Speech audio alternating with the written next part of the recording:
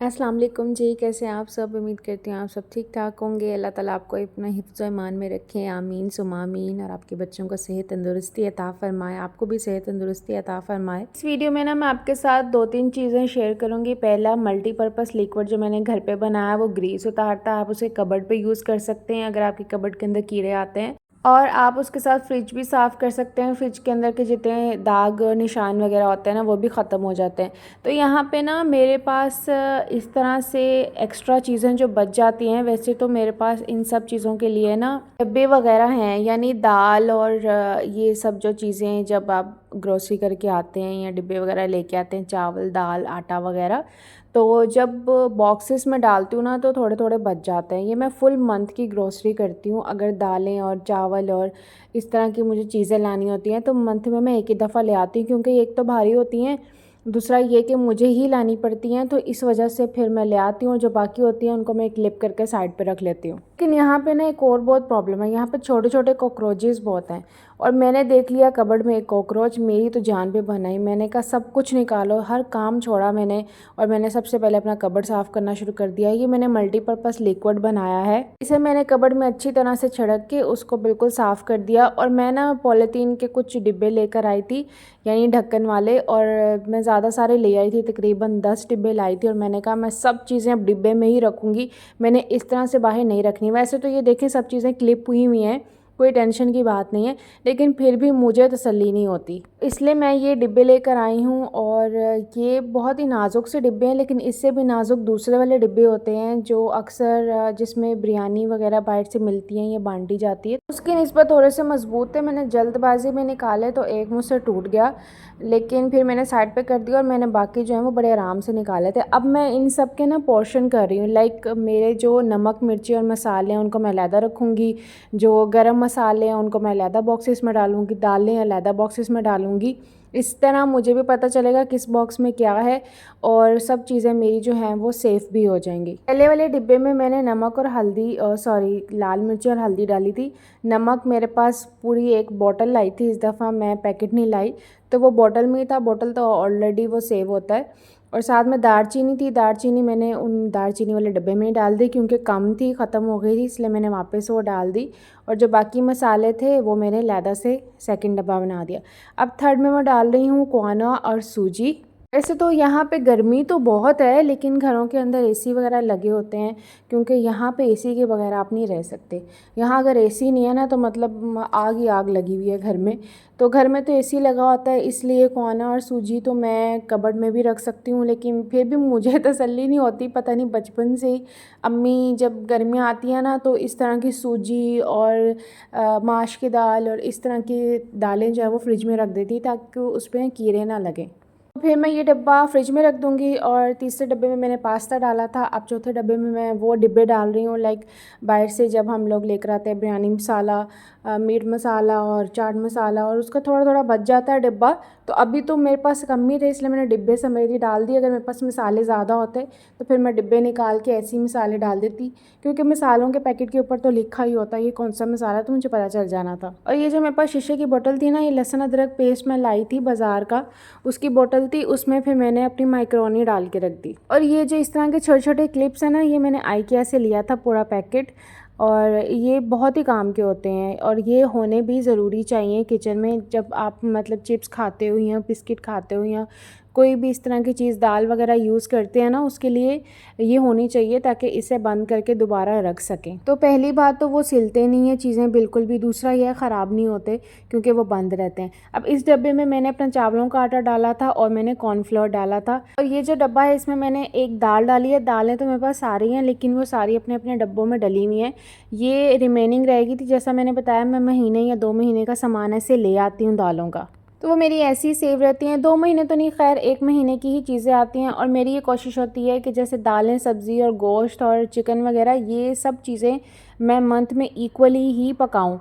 यानी जितना हम चिकन खाएँ उतना ही हम बाकी सब चीज़ें भी खाएँ, तो सब में मैं इक्वालिटी रखती हूँ। यहाँ पे मैं सब में तकवा रखती हूँ। हाँ, ये मेरे सारे डिब्बे तैयार हो चुके थे, तकरीबन 6-7 डिब्बों में ही मेरा सब कुछ आ गया था। 1 डिब्बा तो वैसे ही फ्रिज में जाना था, सूजी वाला। तो मैं इतनी हैरान हुई, ये पूरा कबर्ड भरा पड़ा था इन चीज़ों से। 2 डिब्बों के ऊपर मैंने ये सारे इस तरह से प्लास्टिक के रखे हुए थे। लेकिन जैसे ही मैंने इस तरह तरतीब से रखे, एक तो मुझे बहुत आसानी होगी चीज़ें निकालने के लिए, और दूसरा ये कि इसने इतनी ज़्यादा स्पेस छोड़ दी। फिर मैंने यहाँ पे अपने चावल भी रख लिए, और जो 2-3 डब्बे मैंने आगे पीछे रखे हुए थे कलवंजी के और ये जो होता है सूखा धनिया उसके, और एक एक्स्ट्रा डब्बा भी आ गया। अलावा भी आगे बहुत स्पेस थी, लेकिन फिर वो मैंने रहने दी, क्योंकि जब पीछे से डब्बे निकालने हैं तो फिर उसके लिए प्रॉब्लम ना हो मुझे। मैं जब सारी चीज़ें निकाल रही थी ना, तो मैंने चूल्हे का कवर ऊपर रखा हुआ था और इसके ऊपर बहुत ज़्यादा ग्रीस लगी हुई है। जब खाना पकाते हैं ना तो ये बहुत ज़्यादा शीशा गंदा हो जाता है, तो इसलिए फिर मैंने इसके ऊपर ये लगाया और साफ़ करने लगी। अगर बहुत ज़्यादा ग्रीस हो तो इसको लगा के छोड़ देती, लेकिन कम थी तो इसलिए मैंने साथ साथ साफ़ किया। और मैं आपको बहुत ही करीब से दिखाती हूँ कि ये कितना ज़्यादा काम करता है। आपने वीडियो एंड तक देखनी है। मैं एंड पे आपको बताऊंगी कि मैंने इसमें डाला क्या है, मैंने इसमें मिक्स क्या किया है। और ये जो ऑल पर्पस है ना, ये जैसे मैंने कबर्ड में यूज़ किया, कबर्ड मेरी लकड़ी की थी, ये लोहे और शीशे का है, इस पर भी यूज़ होता है। ये बहुत ही ज़बरदस्त ग्रीस उतारता है। ये देखिए मैं आपको यहाँ पे दिखा रही हूँ, और वैसे दिखने में लग नहीं रहा कि इस पे ग्रीस लगा हुआ है, लेकिन जब इसको आप साफ़ करते हो ना तब पता चलता है कि अच्छा ये लगा हुआ है। देखिए कितना फ़र्क नज़र आ रहा है।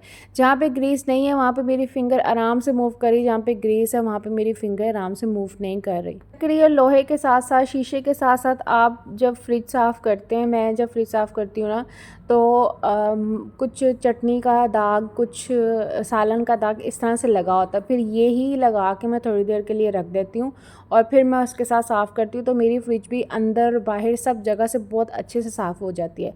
और मेरे किचन में ना फ्रिज के साथ ही मशीन है, यानी वॉशिंग मशीन है, तो वो साथ साथ ही है। मैंने सेम कलर की ही चूज़ की थी, दोनों सिल्वर हैं, तो उसको भी इसी लिक्विड के साथ साफ़ करती हूँ। अंदर से भी मैं इसी के साथ साफ़ करती हूँ और बाहर से भी मैं इसी लिक्विड के साथ साफ़ करती हूँ। देखिए कितना ज़बरदस्त साफ़ हो गया है मेरे किचन का स्टव। फिर मैं यहाँ पे फ्रिज की तरफ आई, फ्रिज की मैं सब चीज़ें निकाल ली थी। फ्रिज का जो ऊपर वाला हिस्सा होता है ना फ्रीज़र, उसे मुझे रीस्टॉक करना होता है हर मंथ, और वो मैं इस तरह से करती हूँ कि लाइक जो प्रोटीन होता है मेरे पास, कीमा, मटन, बीफ तो हम बहुत ही कम खाते हैं, लाइक बहुत कम खाते हैं। मुझे नहीं याद कि हमने लास्ट टाइम कब खाया था। तो मटन, कीमा और चिकन ये चीज़ें मैं ले आती हूँ मंथली, यानी ला के इनके मैं हिस्से कर देती हूँ, 4-5 हिस्से कर देती हूँ इस तरह से। चिकन के, मटन के और बीफ के मेरे पास जिप लॉक बैग होते हैं। तो मेरे पास तो पहले था आइकिया के जिप लॉक बैग, उसमें छोटे और बड़े बैग दोनों होते हैं, लेकिन अब मैं नेस्टो से लेके आई थी, वो इतने बड़े बैग आ गए कि मैंने कहा चलो अब कोई बात नहीं, इसी में फ़ोल्ड कर कर के रख देती हूँ। फिर मैंने यहाँ पे पोर्शंस नहीं किए थे, फिर मैंने एक ही बैग में सब कुछ रख दिया। यहाँ पे मैंने फ्रिज में भी यही लिक्विड किया था। फ्रिज में पहले साफ़ करी थी, मुझे फ्रिज गंदी नज़र आ रही थी। वैसे आपने देखा होगा कि मेरी ना फ्रिज ज़्यादा गंदी थी, ना मेरा चूल्हा ज़्यादा गंदा था, क्योंकि कई दफ़ा होता है घरों में बहुत ज़्यादा ग्रीस लगी होती है, और कई दफ़ा होता है फ्रिज में बहुत ज़्यादा गंद लगा होता है। वो इस वजह से कि मैं हर हफ़्ते जो डीप क्लीन है ना वो लाजमी कर लेती हूँ, और जो वैसे जो नीट करना होता है वो रोज़ाना ही होता है। मेरा चूल्हा भी रोज़ाना साफ़ होता है, और मेरी फ्रिज बाहर से तो रोज़ाना साफ़ होती है। और अगर मुझे आगे से कोई दाग लगा नज़र आए तो मैं उसी तरह चलती फ्रिज में आगे से कपड़ा ला के साफ़ कर देती हूँ, ताकि ये बिल्कुल जमा ना रह जाए दाग।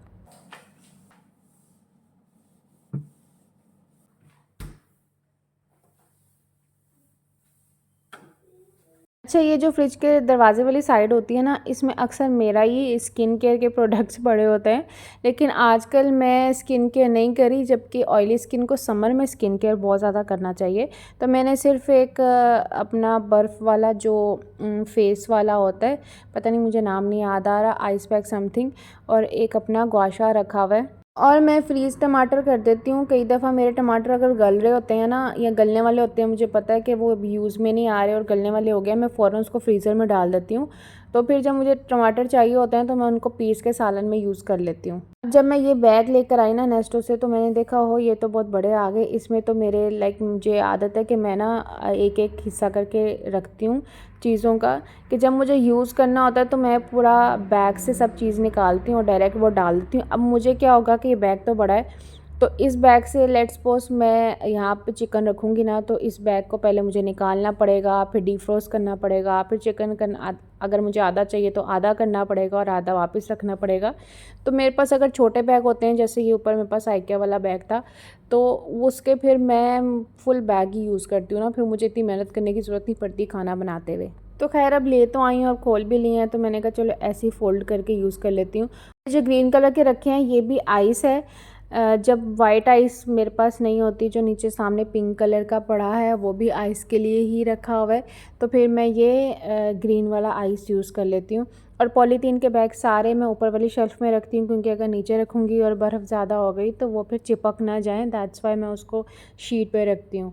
और बाकी जितनी भी फ्रोज़न चीज़ें होती हैं, फ्रोज़न चिप्स या कबाब या जो भी चीज़ें होती हैं, वो भी फिर मैं नीचे वाली शेल्फ़ पे रख देती हूँ। लेकिन मैं वो वाली चीज़ें अभी नहीं लाई थी, अभी मैं सिर्फ अपनी प्रोटीन की चीज़ें ही लाई थी, चिकन मीट और कीमा वगैरह, तो वो मैंने अलग अलग पॉलीथीन में डाले और उसी तरह मैंने उसको सेव कर लिया। पहले मैंने इसको अच्छे तरीके से धो दिया था, क्योंकि जब मैं निकालूँ तो मैं डायरेक्ट यूज़ कर लूँ, पहले निकाल के डीफ्रोस्ट करके उसको धोने ना बैठ जाऊँ, तो इस वजह से फिर मैंने उसको धो के अच्छी तरह उसका पानी निचोड़ के उसको ज़िप लॉक बैग में डाल के फ्रिज में रख दिया। पर्पस बनाने के लिए मैंने सारे इंग्रेडिएंट्स यहाँ पे स्क्रीन पे दे रही हूँ, आप जब ये मिक्स करेंगे इक्वली तो आपका ऑल पर्पस बन जाएगा। आई होप आपको मेरी वीडियो पसंद आई होगी। इस वीडियो को लाइक कर दें, मेरे चैनल को सब्सक्राइब कर दें और अपना बहुत ज़्यादा ख्याल रखें। अल्लाह हाफ़िज़।